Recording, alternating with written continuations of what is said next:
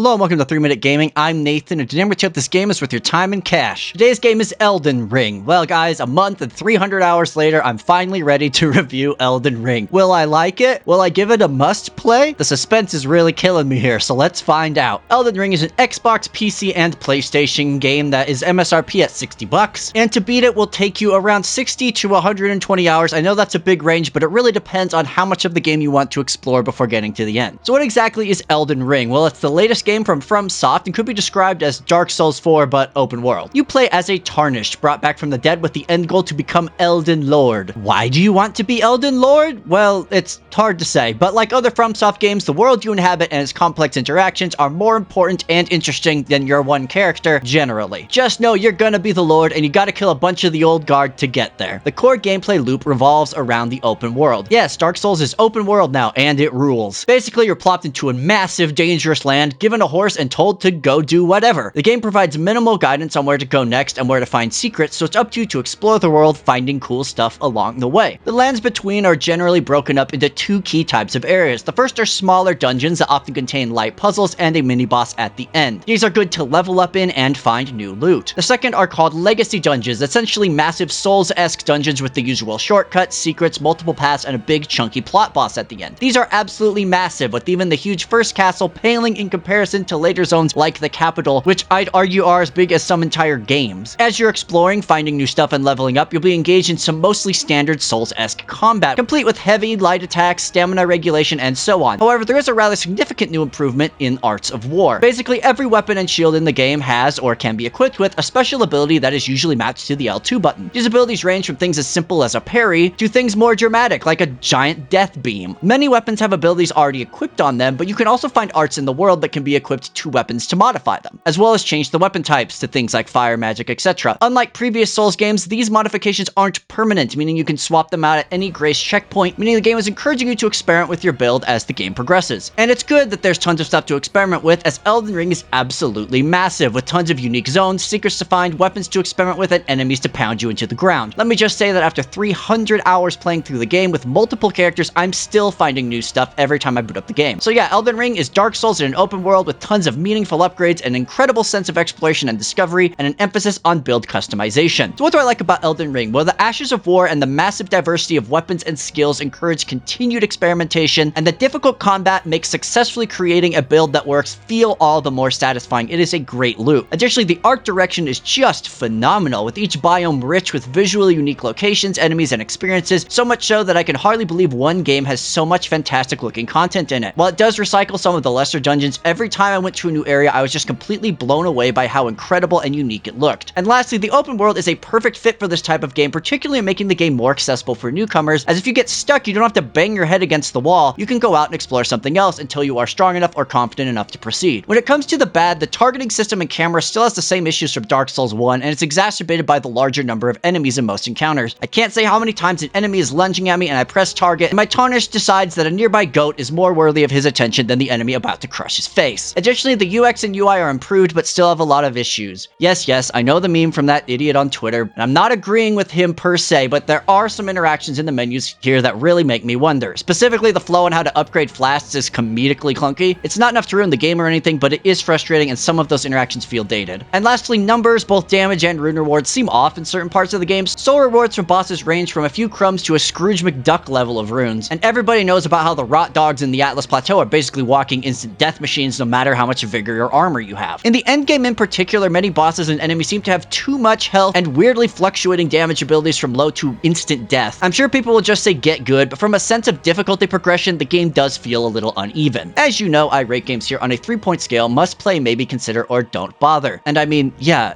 it's a must play. It's fantastic. Listen, I play a lot of video games. Just look at the channel. I've played and reviewed over 100 games in the past year with no sign of stopping. I've been playing since the NES, and honestly, Elden Ring is one of the finest games I have ever played. Not just because of its engaging combat, diversity of builds, and phenomenal art direction, but all of it combined into a sense of wonder, joy, and fantasy immersion and exploration that few games can pull off on this level. I was just enraptured on an emotional level with how well every part of this game combines to create a phenomenal experience. Believe the hype, Elden Ring is a once-in-a-decade game that you do not want to miss. And that is all I have for you today. Thank you so much for watching. Let me know what you think about Elden Ring in the comments, and go out there and enjoy the hell out of Elden Ring.